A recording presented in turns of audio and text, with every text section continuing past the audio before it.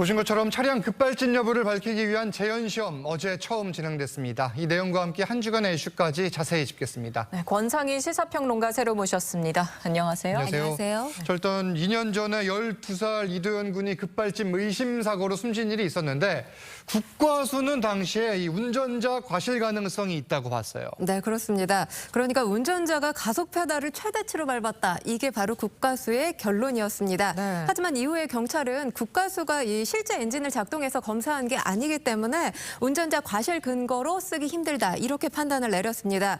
그동안 운전자 측은 자동차의 두뇌에 해당하는 전자제어 장치에 결함이 있다. 이렇게 주장을 해왔는데요. 현재 자동차 제조사 측을 상대로 7억 6천만 원 규모의 손해배상 청구 소송을 제기한 상황입니다. 네, 국내에서 사실 급발진 의심 사고가 굉장히 많았었는데 이 여부를 판단하기 위해 국내에선 처음으로 지금 재연 시험이 이뤄진 거거든요. 이 쟁점이 차량 결함이나 아니면 운전자 조작 실수냐 이건데 재연 시험 이게 어떻게 진행되는 건가요? 일단 아까 리포트에서도 보셨지만 이번 시험 사고 당시의 연식, 재원 모두 동일한 차량으로 같은 도로에서 이루어졌습니다. 예. 법원이 이 허락을 해준 건데요. 차 안에서 이 제조사 측에서 제공한 변속장치 차단기가 설치됐습니다. 네. 먼저 페달 오조작이 있었는지 확인하기 위해서 이 가속 페달을 최대 상태로 올려놓고 이 사고 장소 530m가량 주행했습니다. 그리고 멈춰있는 차량을 들이받은 뒤에 급가속한 사고 당시 상황처럼 시속 40km, 60km, 110km에서 RPM,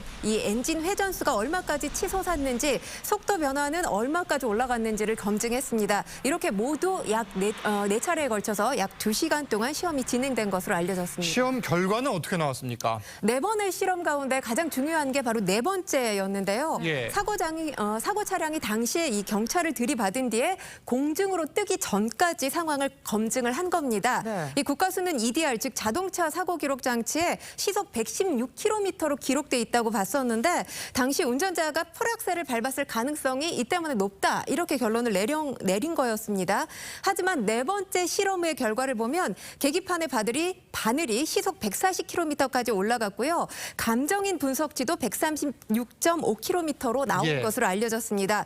그렇기 때문에 운전자 측은 이번 실험에서 풀악셀을 밟았을 때 EDR에 기록된 시속 116km를 훨씬 넘는 속도가 나왔기 때문에 국과수 분석의 근거가 되는 EDR 기록을 신뢰할 수 없다고 주장하고 있는 상황입니다. 네, 그런데 또 안타까웠던 게 이 검증이 할머니 측 또 원고 측에서 비용을 대고 실시하는 거라고 들었습니다. 이게 현행법상 지금 소비자가 이런 결함을 입증해야 하는 상황인 것 같아요. 네, 그렇습니다. 이 재연 시험 비용이 수천만 원에 달하는데 네. 운전자 측이 오롯이 다 부담할 수밖에 없는 상황인 겁니다.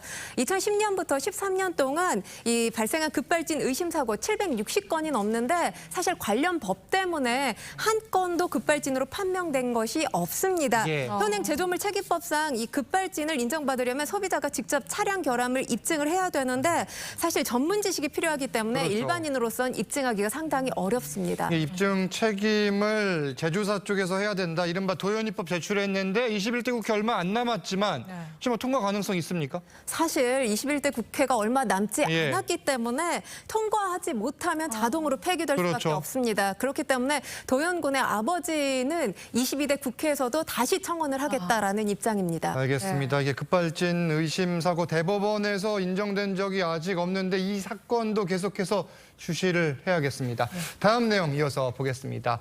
다음 달부터는 병원에서도 마스크를 착용하지 않아도 된다는 소식인데 이게 지금 2020년 1월부터 시작된 코로나19 상황 드디어 졸업을 하는 거예요. 네, 4년 3개월여 만에 엔데믹을 맞이하게 된 겁니다. 예. 그러니까 지금은 병원에서는 마스크를 써야 하지만 의무 이제는 착용이죠. 마스크를 반드시 써야 하는 장소가 사라졌다는 겁니다.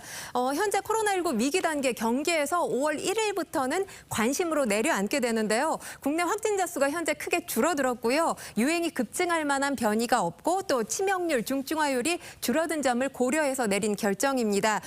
변화가 있죠. 확진자 격리 권고 기준이 기준이 현행은 5일입니다. 하지만 하루로 줄고요. 요양원 등에서는 선제 검사가 이루어져야 하지만 이 의무도 권고 사항으로 바뀌게 됩니다. 검사비는 증상이 있는 고위험군만 지원을 받게 되고요. 백신의 경우 65세 이상 어르신들과 고위험군에 한해서만 무료로 접종을 받게 됩니다. 네, 그래도 여전히 손 씻기나 뭐 방역 수칙 이런 건 좀 잘 지켜야겠어요. 왜냐하면 가까운 미래에 또 다른 팬데믹이 올 가능성 없었으면 좋겠지만 배제할 수 없는 상황이잖아요. 그렇기 때문에 손 씻기 등 개인 방역 수칙 계속해서 잘 지켜주시길 바라고요. 격리와 휴식이 완전히 사라지는 건 아닙니다. 그렇기 때문에 아프면 쉬는 문화 역시 제대로 정착돼야 되겠습니다. 코로나19로 그동안 정말 많은 분들이 힘들어하고 안타까운 일들도 있었는데 앞으로도 건강을 잘 챙기셨으면 합니다. 권상희 평론가와는 여기서 인사 나누겠습니다. 감사합니다. 감사합니다.